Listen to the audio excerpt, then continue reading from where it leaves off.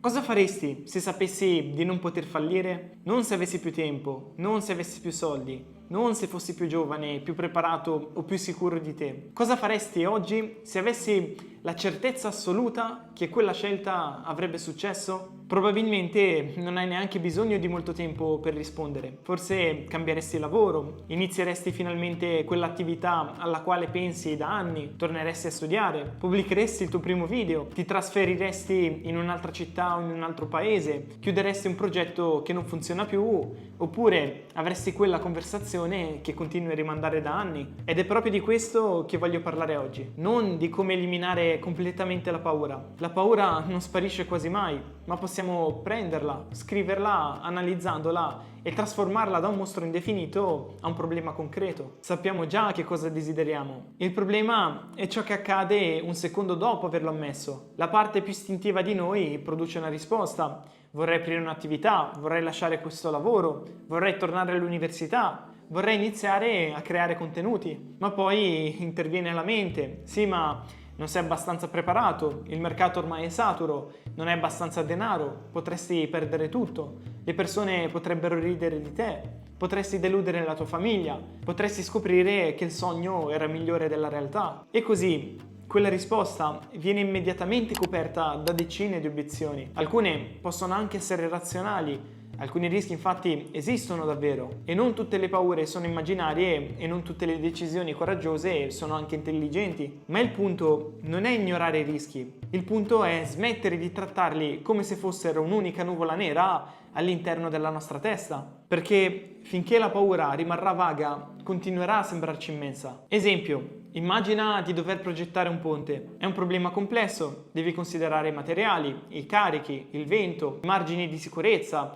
e decine di possibili modalità di cedimento. Ma con un compito di questo tipo, proveresti a fare tutto mentalmente? Naturalmente no, faresti dei disegni, utilizzeresti dei calcoli, verificheresti ogni ipotesi e se necessario coinvolgeresti anche altre persone. Eppure facciamo esattamente il contrario con alcune delle decisioni più complesse della nostra vita. Proviamo a gestirle interamente nella nostra testa. Pensiamo contemporaneamente al denaro che potremmo perdere, al giudizio degli altri, alle responsabilità familiari, alle opportunità alternative e a tutto ciò che potrebbe andare male. Il risultato è una sensazione generale di pericolo e non abbiamo più davanti problemi distinti, abbiamo davanti un unico messaggio: quello di non farlo. La paura, quando rimane nella nostra mente, non deve essere precisa, non deve dimostrare nulla, ma le basta produrre una sensazione abbastanza spiacevole da farci restare fermi. Ed è per questo che metterla su carta cambia completamente il tipo di problema. Infatti, una paura scritta può essere osservata, può essere divisa, può essere quantificata, può essere prevenuta e in alcuni casi può essere anche accettata consapevolmente. E mentre nel video precedente abbiamo fatto una diagnosi della nostra vita, ora dobbiamo prendere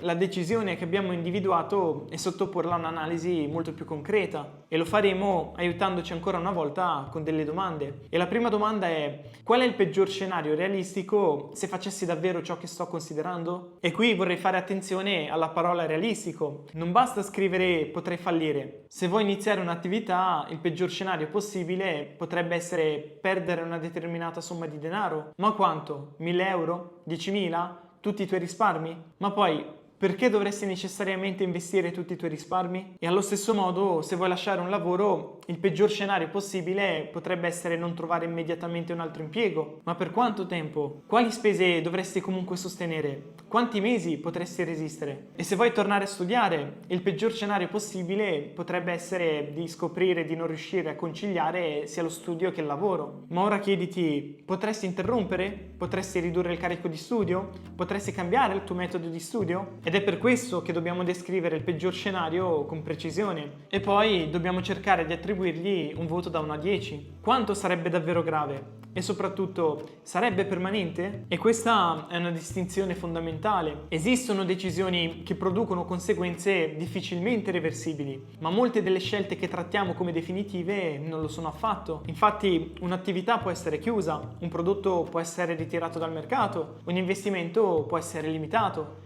Un progetto può essere interrotto, un corso può essere abbandonato, un video può non funzionare senza distruggerti la vita. Il cervello tende invece a immaginare il fallimento come una sentenza definitiva e ci fa pensare: se questa cosa non funziona, allora significa che io sono un fallito. Ma la verità è che un esperimento fallito non è un'identità, è solo un risultato. E quindi, dopo aver definito il peggior scenario possibile, dobbiamo porci una seconda domanda: quanto è probabile che accada davvero? Non quanto ci spaventi, ma quanto è effettivamente probabile. Infatti, un evento può essere terrificante, ma allo stesso tempo molto improbabile. Oppure può essere relativamente frequente, ma comunque facilmente gestibile. Facciamo un esempio: una persona vuole aprire un'attività e nella propria testa immagina immediatamente di perdere tutto, indebitarsi, non riuscire più a pagare l'affitto e finire completamente senza alternative. Ma quali passaggi dovrebbero verificarsi perché si arrivi davvero a quel punto? Dovrebbe investire tutti i suoi risparmi, dovrebbe lanciarsi senza testare il mercato, dovrebbe ignorare per mesi i segnali negativi, dovrebbe continuare ad aggiungere denaro nonostante le perdite, dovrebbe rifiutarsi di ridurre i costi e dovrebbe non avere alcun piano alternativo. E così, quando descriviamo l'intera catena, ci accorgiamo che il disastro finale non è un singolo evento, è spesso il risultato di una serie di decisioni. E questo significa che lungo quella strada esistono numerosi punti nei quali potremmo intervenire. E in questo modo il rischio sì, non scompare, ma smette di essere incontrollabile. La terza domanda è: che cosa posso fare per impedire che il peggior scenario si realizzi? Se temi di perdere tutto il denaro, puoi definire in anticipo un capitale massimo da investire. Se temi di rimanere senza reddito, puoi mantenere il lavoro durante la prima fase del progetto lanciato. Se temi che nessuno voglia acquistare il tuo prodotto, puoi cercare i primi clienti prima ancora di produrlo concretamente. Molte persone, infatti, sbagliando, immaginano di dover passare direttamente dalla situazione attuale alla versione finale della scelta, quindi dal lavoro dipendente all'imprenditore a tempo pieno, da zero contenuti a creator pubblico, da sedentario ad atleta olimpico, da un'idea a un'attività con dipendenti, uffici e costi fissi. Ma non funziona necessariamente così, anzi, quasi mai in verità. Si possono costruire delle protezioni, si possono definire dei limiti a priori, si possono creare delle soglie di uscita. E quindi, prima di iniziare, puoi decidere: investirò al massimo questa cifra, dedicherò al progetto 6 mesi, pubblicherò 10 video prima di giudicare il canale, proverò questa strategia per 8 settimane e se entro quella data non raggiungerò determinati risultati, proverò a modificare il piano oppure interromperò l'esperimento. E questo punto è molto importante, perché decidere prima i limiti è molto più facile che farlo quando siamo ormai coinvolti emotivamente. E ora arriviamo alla quarta domanda: se il peggior scenario si verificasse davvero, cosa potrei recuperare? E questa è una domanda che raramente ci poniamo. Infatti, la mente tende a fermarsi nel punto esatto del fallimento. Immagina la perdita, l'umiliazione o il progetto che non funziona e poi conclude il film. Ma la vita non si fermerà mai lì. Infatti, che cosa faresti il giorno dopo? Potresti tornare a lavorare? Potresti ridurre le spese?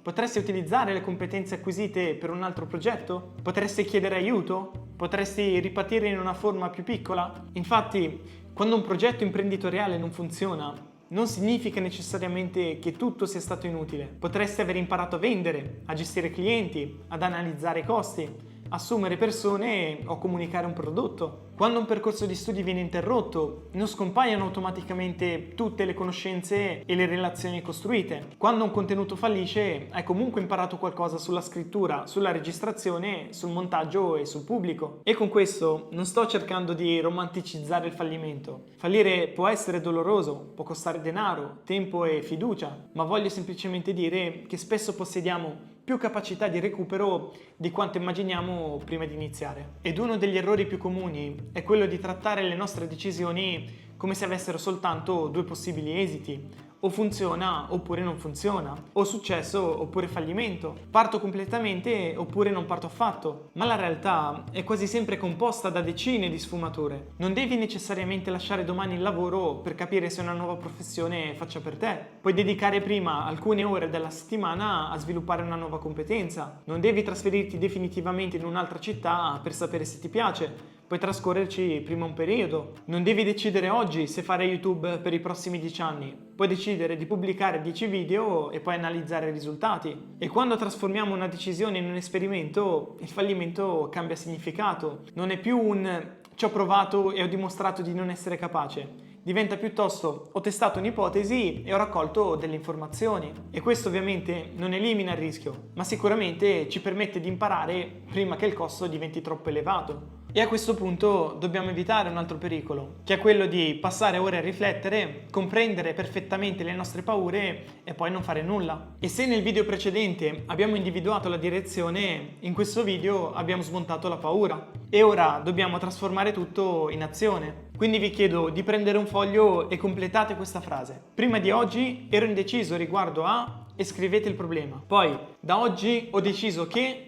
E qui dovete prendere una posizione, che non significa promettere che il progetto funzionerà, ma significa decidere quale esperimento volete fare. E infine scrivete: le prime 3 azioni che farò saranno... e qui scrivete le 3 azioni. Attenzione che le azioni devono essere concrete. Infatti, voglio iniziare su YouTube non è un'azione. Entro martedì scriverò il primo video, sabato lo registrerò e domenica lo pubblicherò. Questo è un piano. Voglio migliorare la mia salute non è un'azione. Piuttosto, domani prenoterò la visita che sto rimandando da mesi e da lunedì camminerò 30 minuti per 3 volte a settimana. Questo è qualcosa che può essere verificato. E dopo aver scritto questi 3 punti, aggiungete un'ultima frase. Riesaminerò questa decisione e scegliete una data, che può essere una settimana, un mese o 3 mesi. Questo dipende dal tipo di esperimento che volete fare. Ed attenzione che questo controllo è fondamentale. Infatti, serve ad evitare 2 errori opposti, che sono abbandonare una decisione dopo le prime difficoltà oppure continuare ostinatamente un progetto che i dati hanno già dimostrato non funzionare. E una buona decisione non deve soltanto essere presa,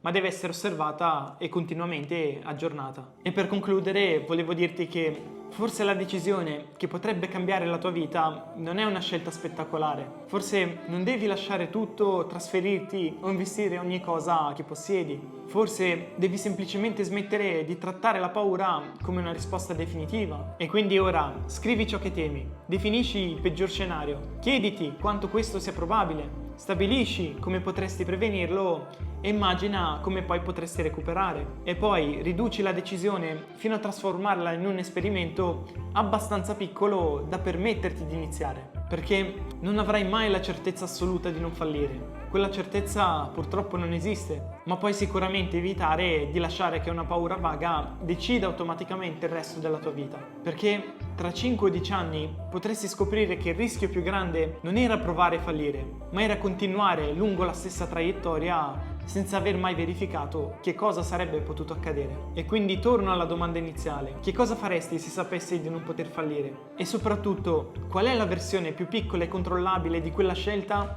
che potresti iniziare già questa settimana? Se ti va, scrivilo nei commenti e io farò il tifo per te. Detto ciò, se hai apprezzato questi video e sei interessato ad altri contenuti come questo, allora ti chiedo di lasciarmi un like, un commento e magari iscriviti per non perderti i prossimi contenuti. Detto ciò, ci vediamo la prossima settimana.